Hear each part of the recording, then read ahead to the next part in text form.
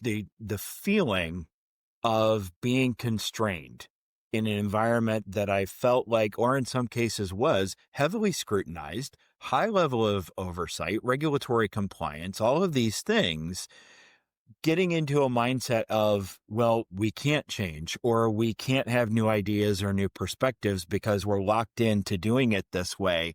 There may be a no that has to come out as that answer, but that's not the end of the discussion. There's a no, and here's why.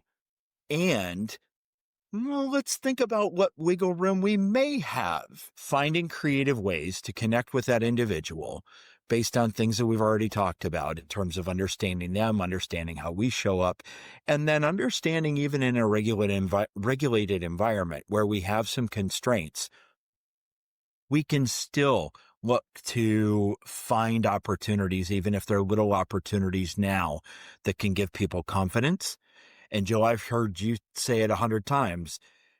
Just having that one opportunity to be seen may give the person the confidence they need to bring forth that next idea that may change the whole landscape of everything for the better. So are there other things from a tactical perspective that leaders can start to use immediately or try on for size with their teams to engage folks with? Yeah, a thought comes to mind right away, which is so connected to what we were just talking about, listening to others' ideas and inviting them into the dialogue, and it's delegating. I am amazed at how often, and I remember thinking this early in my career, that delegating is binary. You either do or you don't delegate.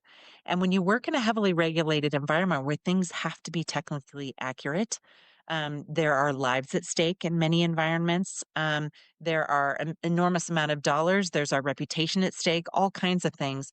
We often think I either do or don't delegate, and therefore that's scary and terrifying. And I don't know if you know what you're doing yet, so I don't delegate. And I think for leaders, a really important thing to know of, we talk about this in personified leadership, is there are three different modes of delegation: hands on, hand in hand, and then hands off. And that will change. You will pick one of those three modes of delegation based on a lot of factors. Number one, what's the skill set and the knowledge base of the person you're delegating to?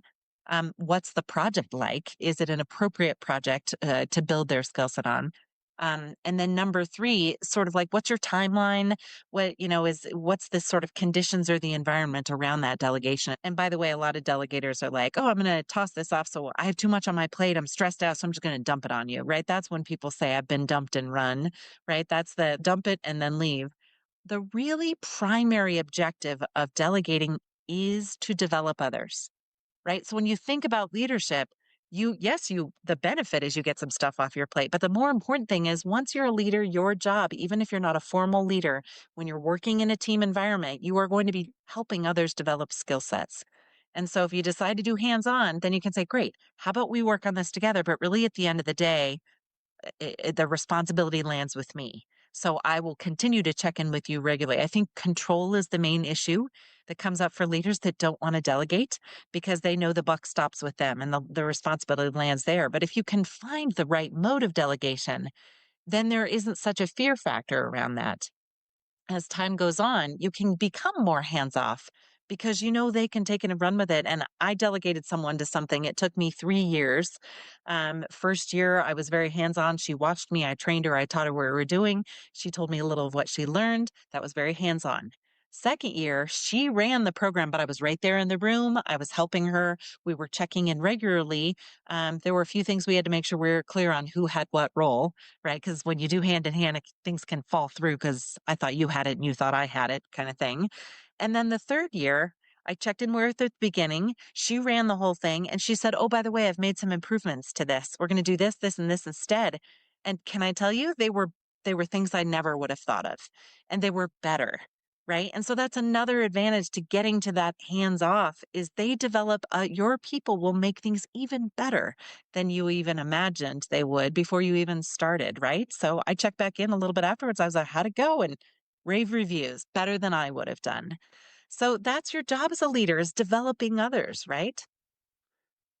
If Medlicon can help you and your organization, we're happy to do so. We specialize in the following areas: quality and compliance, validation and qualification services, project management, tech transfers, general and specialized training programs, engineering services, and talent acquisition.